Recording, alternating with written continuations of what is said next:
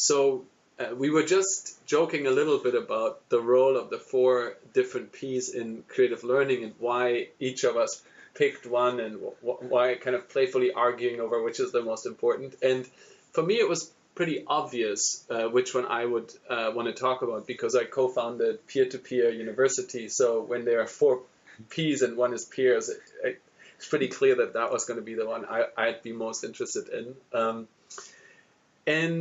The reason I got interested in peers is really because a lot of the expertise that can be codified in textbooks or curricula or course descriptions was being put online. In just, I think, 2002, MIT OpenCourseWare started, and all these courses were being put online. And I remember at the time people were saying, well, this is going to democratize education, and now anyone can learn anything they want taking these MIT courses. And it seemed pretty clear to me that that was not the case. Like, just having the content there wasn't enough. And so I started thinking about, I was doing this in a group of peers, so it's really a group effort, but started thinking about what is missing when assuming that all the content will be available fairly soon.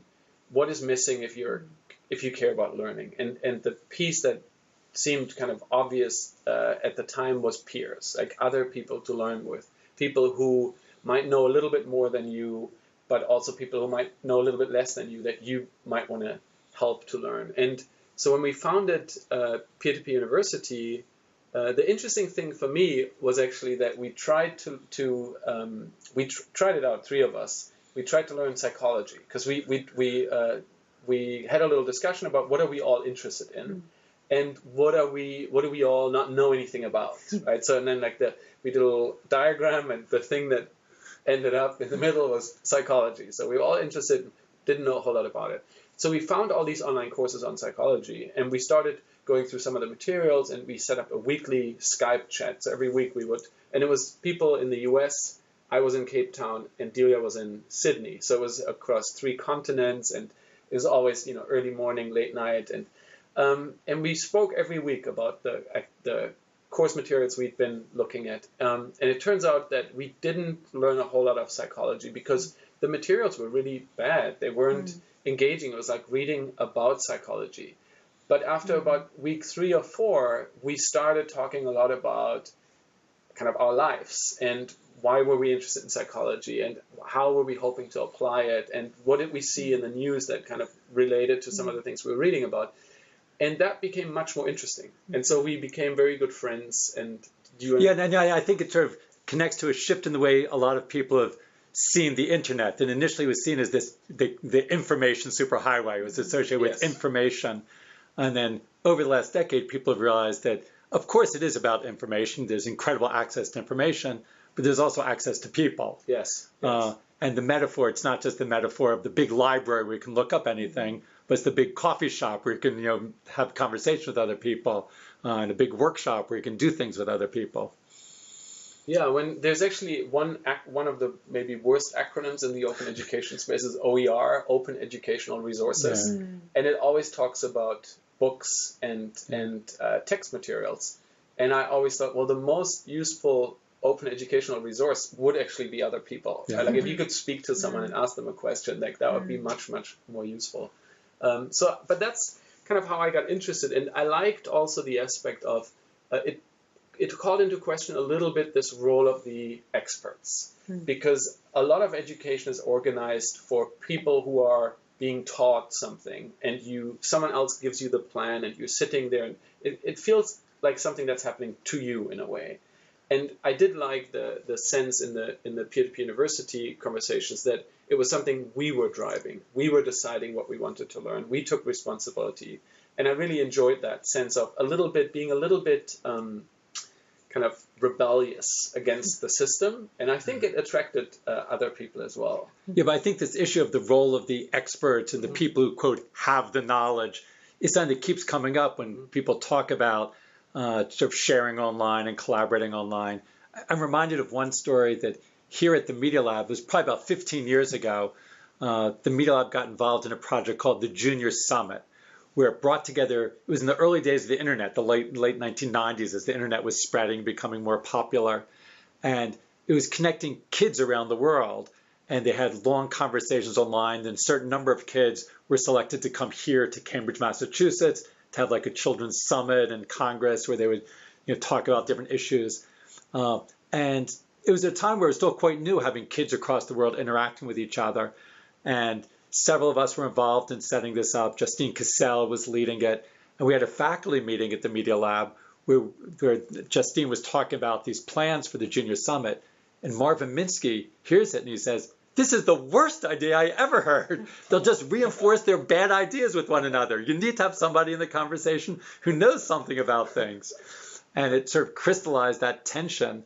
And of course, there is a role for expertise. Absolutely, yeah. But I think it also, opens up this question about what are the different aspects of the learning process and what types of things can you learn from one another. And also shifting, it's not just about the content, but the way you sort of are exploring together and work together with others in order to develop new ways of, inquiring and figuring things out and exploring together. Yeah, finding different resources together or working collaboratively on a project together, right? Yeah. So it's not just thinking, because sometimes people might think of it as the peer is teaching you instead of an expert, but instead it's different forms of learning. Like you were saying, you guys were going out and figuring out what questions you wanted to look at and then going out and getting material rather than just following a course outline that was already prescribed. Exactly. And we looked for experts also. Like we would find a video by a traditional expert on a particular topic, but we weren't letting the expert define everything that we were supposed to learn in what order and why. Yeah, I think there's so many different ways they can think of it. There's not just one way of having people working together, of course. Yeah. And although collaboration's become very popular in school classrooms in the last couple decades, but oftentimes it's this very structured, okay, you're going to do this, you're going to do this part, you're going to do this, and it's set up with roles and figured out, where a lot of times we'll think of things in a much more organic way. Like, when we talk about the computer experiences at the computer clubhouse, we talk about emergent collaboration, that kids will start working on something and someone else will get interested and they'll come over and join in, or they'll seek out someone else who might be able to help out and complement their skill set in order to fill in the needs for a project. And I think I've always been attracted to that type of emergent collaboration and emergent community. Yeah, absolutely. And not to say that there's no facilitator or someone who takes the lead a little bit.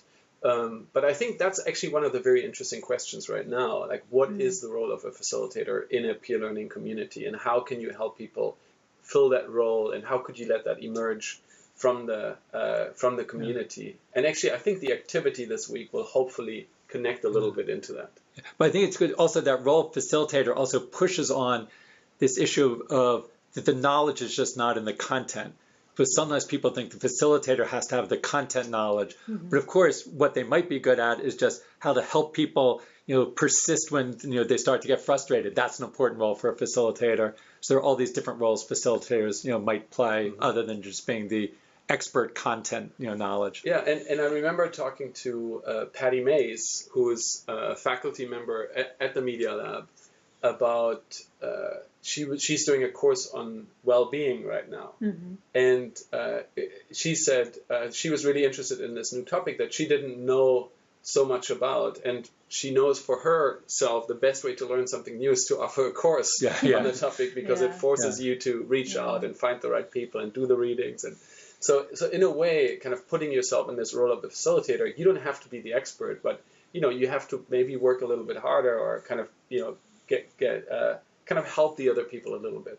I think that's the other part of the peer learning, because that's something you pointed out, is that the person, for example, in a museum, the exhibit developers are the ones who learn the most, because they're really diving in. So the more that you can have like the young people as the exhibit developers or the designing their own course, then they're needing to figure out that space. Yeah. And the other, about the war of the peas, the competition, I think one of the ways that, that passion comes with peers is, I'm thinking about a meeting I went to where some educators in Maine were trying to figure out how to keep young people who got engaged in a summer program continued to be interested in STEM activities. And some of the middle schoolers there who were part of the committee were giving their advice, and someone asked them, how do you decide what kind of activities you do after school, what you're interested in? And it's like, what my friends do. That was what was really driving it. And this girl talked about how her friends were going to this writing space.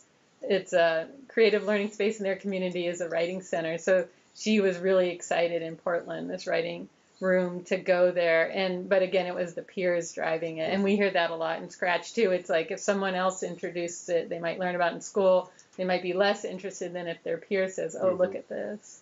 Yeah, absolutely. And I think the 4 Ps, even though we try to have kind of this separation, they really connect into each other very well.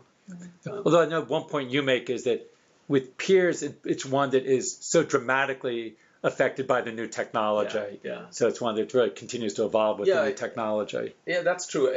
As I was thinking about the 4 Ps and kind of trying to imagine, what would we be talking about if we were doing this course 100 years ago? Then for passion, play, and projects, we'd probably be talking about fairly similar ideas and configurations of how people work with each other and what they do. But with respect to peers, the internet really has dramatically changed who we can connect with, how we can collaborate with them. And I feel like there's a lot that's still being, a lot of questions are still out there. A lot of things are being tried. There's a lot of prototyping. And so I think it's a rich field for exploring for the next, and it will continue to be a rich field. Yeah. Well, also, I think we haven't fully explored with the current technology, but it's still a moving target because the technology will keep changing, which will continue to open up new opportunities for peer interaction and collaboration.